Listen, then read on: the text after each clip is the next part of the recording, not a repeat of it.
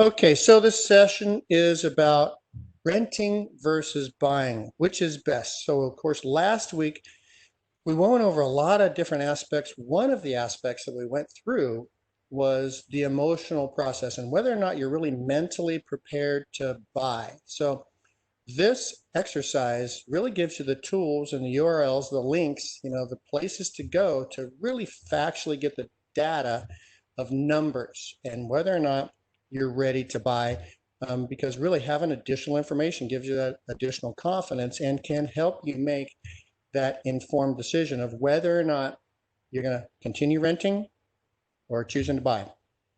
So, of course, when you're comparing properties, and we're going to compare renting a property and buying a property, you got to make sure that you're comparing like to like properties. So if it's a 2-bedroom, 1-bath house, then you're renting, that's what you're going to buy. At least that's what you're going to compare. But if you want to buy a 3-bedroom, 2-bath house, then you need to compare renting that same thing. And it's tough to compare, often tough to compare larger houses. So if you want to buy a 4-bedroom, 3-bath, they're not as readily available to rent, but you certainly try with all the criteria, keeping it general, but all the criteria, and then back it down from there to get a rule of thumb. So if there isn't a 5-bedroom, 3-bath to rent, then you back it down to a 2-bedroom, 2-bath, 3-bedroom, 2-bath in order to compare and contrast. So they do need to be like properties. Also, you want to, there you go. Also, you want to make sure they're in similar locations. Location is huge, so for instance, for those of you that are familiar with, say, Redlands, and you've grown up here and you know all about it, if you were to buy in Mentone, which is right next to Redlands, you might get lower rents and lower purchase prices than you would in Redlands, particularly on, say, Sunset Drive. So like properties, like areas, location is hugely important. And remember, you don't have to love the property. It's okay. It does have to be strategically correct for you to buy it, and you can't really consider buying if you're only going to stay in the property for, say, 2 years, 1 or 2 years. 3 years seems to be the break even of cost of buying and cost of selling with appreciation. Appreciation averages 3 to 5% annual, depending on the area. Could be certainly higher and certainly less, but the average is 3 to 5%. So, feel free to do the math. 3%, 3 years seems to be the average. And again, if you're not mentally ready, but you're right on the fence, then this exercise may in fact really help you to decide financially whether it's a good choice or not. So I like to use, and we'll just dive right into the numbers now.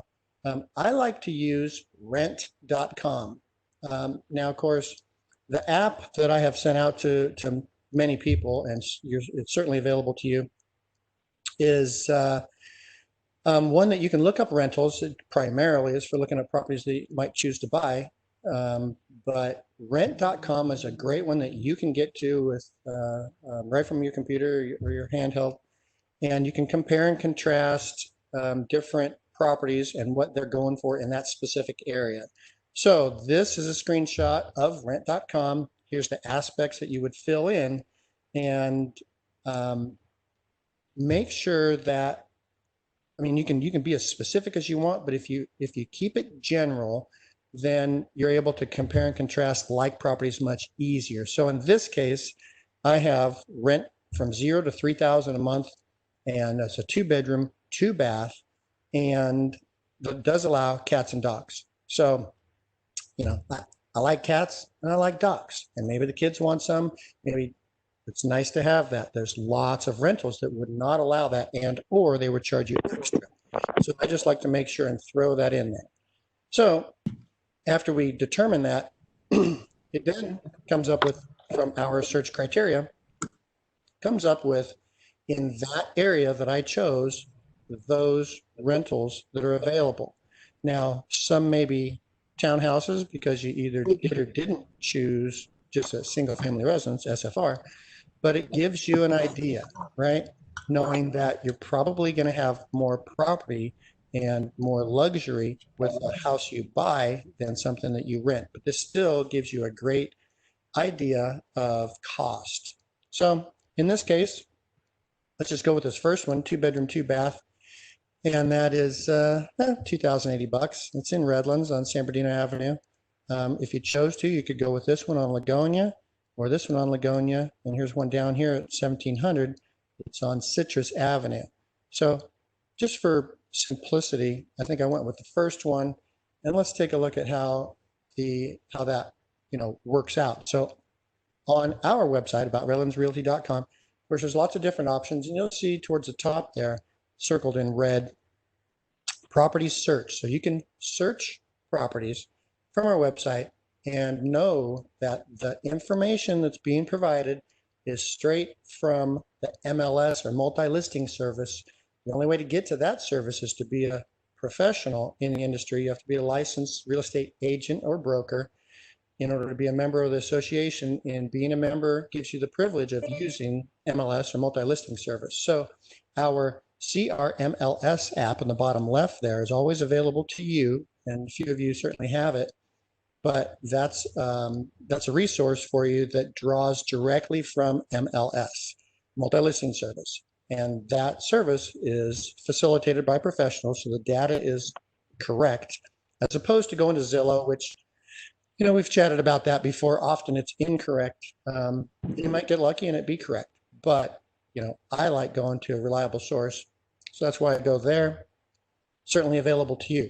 So after going there and clicking on property search, you can go to property search.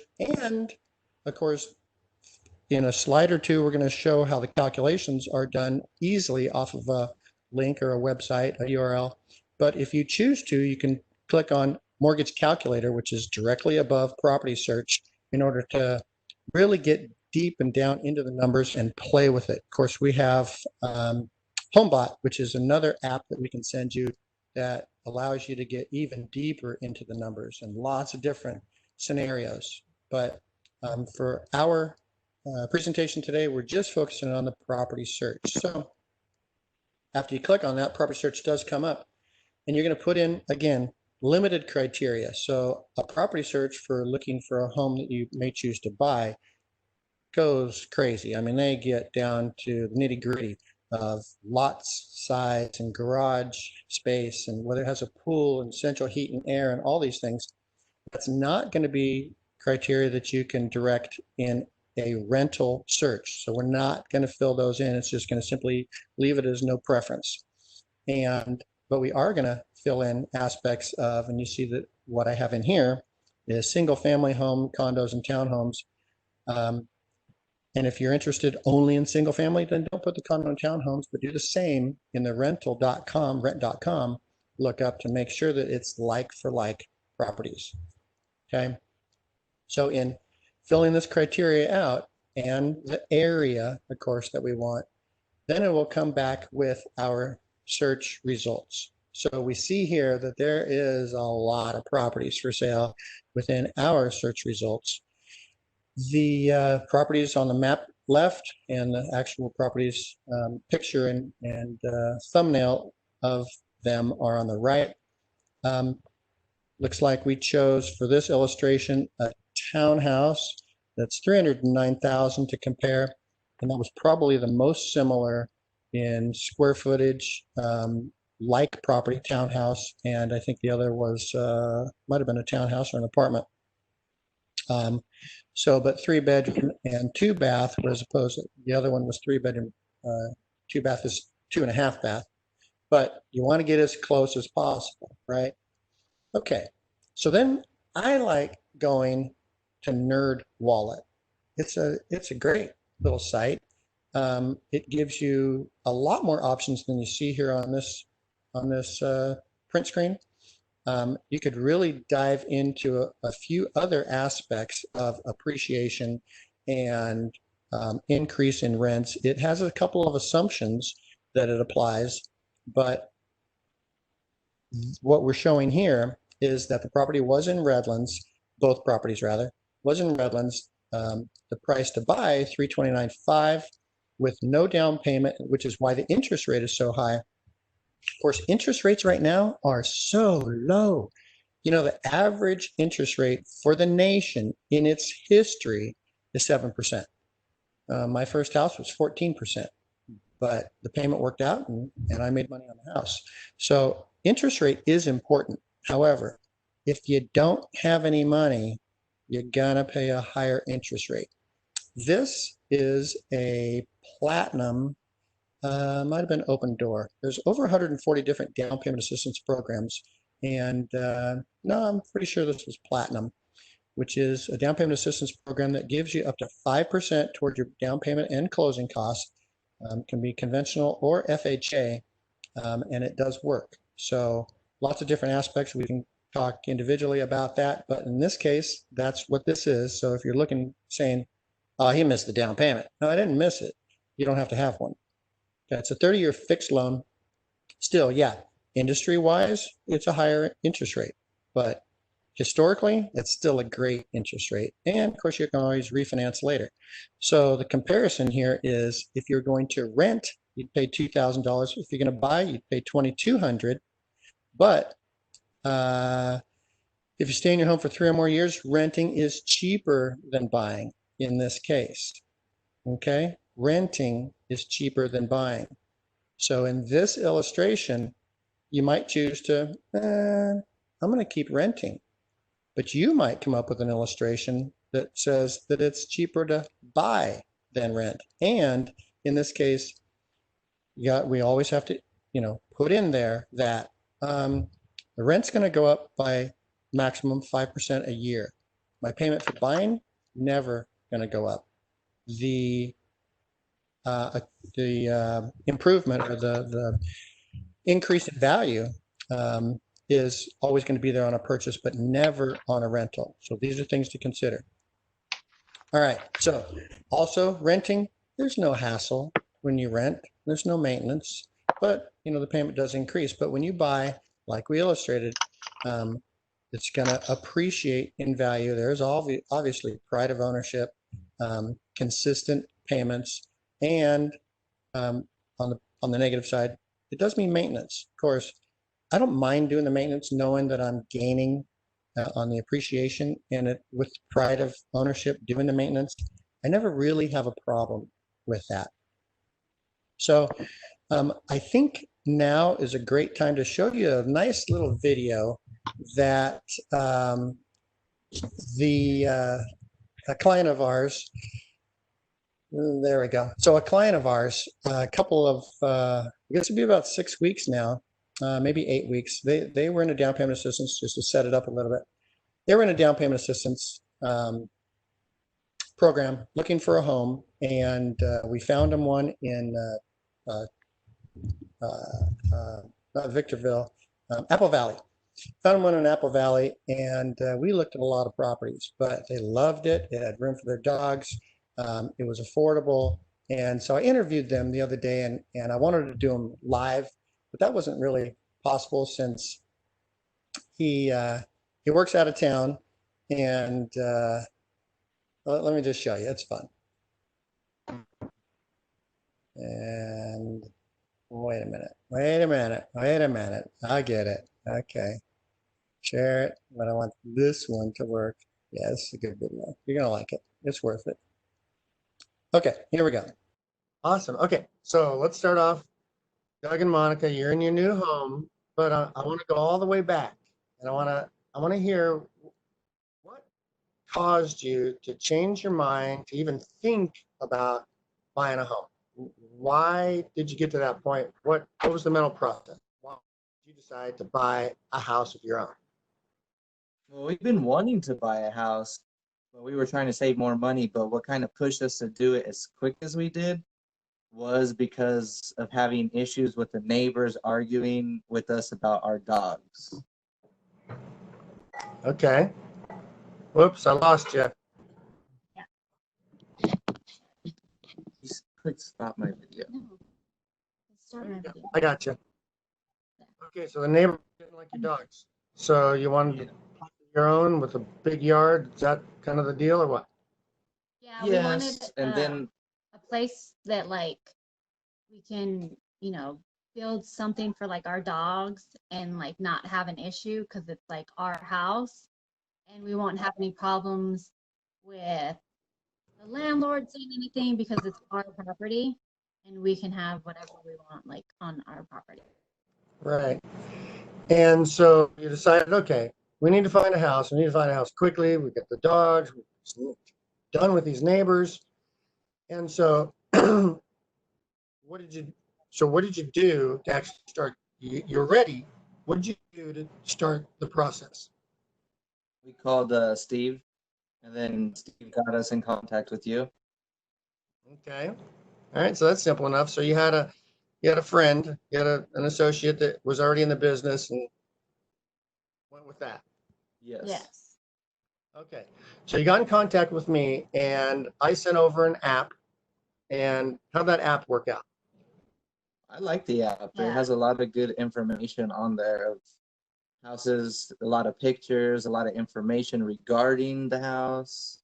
I liked it too, the fact that like we could send each other messages Yeah, that was cool. through the app and say like, oh, this is the house that I liked, or we could send you the address like, oh, we're kind of interested in this house. Lost you again. Yeah, it's I don't know if it's the internet or Yeah, that's okay. I just have a big D in the middle of my screen, but I can still hear you. Yeah, I really like the app too because then you could send me the property that you're interested in, and so there wasn't a oh here's the address, here's the this, so it was much easier for us to communicate for sure. I appreciated that. So yeah, that's what was great about yeah, so okay, so you identified some properties. being able to like put in what we wanted and then being able to send it to each other or send it to you. Yeah. You can let us know like, okay, before we even get more involved in it, then you can just Yeah, you can look at it, right, and have the true facts of it, not like you were looking it up on Zillow or something, which may not have the true facts. So now we looked at a lot of properties. Was it helpful to look at a lot of properties, or you think you could have narrowed that search down a little better? No, I think the amount of properties that we looked at, part of me feels like maybe we should have looked more. But I mean, I think you should look at more a bunch of different properties rather than just trying to look at a few. Because, Yeah. like for instance, look how many we looked at, and then we already had our mindset for this place, not really paying attention to small little details that needed to be fixed. Right. But it's not. It's all little things that need to be fixed. It's nothing big. So I think people that are going to buy a house should take time to look and don't rush into it. yeah, it was way better looking at more houses just because I seen a lot more stuff where I was like, oh, that's something I don't want. That's something that I really want, but I really don't want to do this. So that was like really good about it. Right. That's talking about the little stuff and some things that you didn't see. So that's a great question. So walking through this house, we walked through it once, and then of course the final walked through again, didn't really note anything else, but then they get moved out, you start moving in. So you had the big eyes. You're the guy that looks at the possible stain in the ceiling for water leaks and the roof and this. You look at that stuff. And so Yeah. what how do you phrase that? So would you have looked differently or more intently? Did you look What was correct? the what was the last thing you just said? Yeah, Sorry. so no. So would you have looked differently while walking through this house? Would you have, instead of just seeing the whole picture, would you have really narrowed down and said, yeah, those cabinets are going to take a lot of work? Or, I mean, would you Yeah, have looked like at it differently? yes, narrow it down to, all the light switches, all the plugs, Yeah. all the molding around the doors, minor details that you don't really pay attention to when you're just walking through the house. But then when you actually move in and you're trying to paint the house, you're trying to fix things up, you start noticing a lot of things. I think for us, it was Yeah. kind of the fact that there were people here, and A so little uncomfortable to kind of really look while they were here. Kind of feels like they're looking over your shoulder, make you a little bit nervous in a way. yeah, but Yeah. you're trying to like focus on even though there are people there, like you should try to look more, like check the like if you're looking for dogs, check the fencing. You know, make sure like wiggle it or make sure that there's that you have like a paper and you're writing stuff down that you feel that might be big issues or little issues later and just kind of jotting those things down too. Be great. But And check the showers and make sure you get hot water out of all your showers because we have a shower that will not get hot water and I got to figure it out now. yeah. Hmm. Everything gets hot water except for the front shower. And the only thing that I thought of is Long time? that, excuse me, You've let it run for a long time? I let it run for like a good 3 to 5 minutes. Yeah. The only thing that I can think of is a lot of the newer like faucets have it's called some kind of safety feature for the hot water, and if it's too high, you won't get hot water. Yeah. I just got to pull it out and see what's going on. Gotcha. Gotcha. Okay. Well, good insights. And so I guess, one of the final questions would be, happy you made the move? Are you happy with your purchase? Yes, Yeah. we're happy. Yeah. Like I even with wasn't happy the day we got the keys, looking yeah. at how the yard looked, but once we moved, started painting everything, we had we cleaned a quarter of the yard already, and I feel it's a lot of stress that has been lifted off my shoulders, so I don't feel kind of like, "Ugh, why did I do this?" You know what I mean? Yeah. Right. I think it was very overwhelming the first couple of days. I'll bet. I'll You bet. feel like the house has we always say like it has good bones. So like there's a lot of little things that we could fix, but it's more like we're fixing it to make it ours. Yeah. But like the bones, like the structure and everything like that is really good. And we really like that we have so much more space and it's ours and we can do what we want with it. Customize, right? Yeah, I don't feel bad about putting money into the house now, knowing, see, before when we were renting, I didn't want to put money into the house. I'm not going to get anything out of it. Yeah. At least, and then like this way, I feel before I'd go to work, I'd come home, I wouldn't really do too much. But now, like, I have so many projects to do. I have more motivation to still come home and want to do other things rather than I'm just going to take a shower and lay down and watch TV. Yeah. Right. Right, right, right. Yeah. Awesome. Stop since we got the keys. Yeah. It's either work at my job or it's work at the house. Yeah. I know the friends. Uh, But it's But it's okay. nice because then we know that like this is our space and like we're making it how we want it. Right. Yeah, for sure.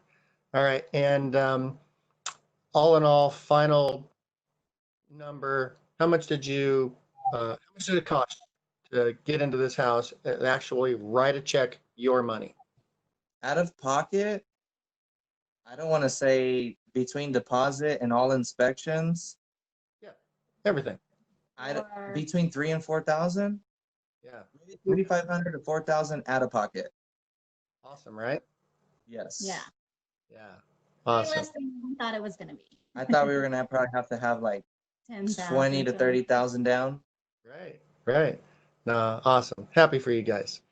All right. I won't take any more of your time. It's Saturday, and I appreciate you making the time.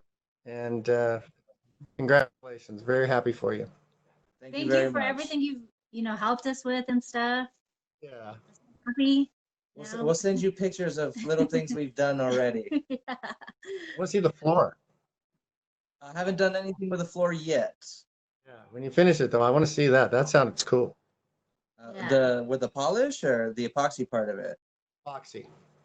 Okay, Yeah. that'll be a little while, but I'll send pictures. Yeah, the room that we're gonna turn into like the game room, we're gonna rip out all that carpet in there and polish the concrete in there. So that's gonna be fun.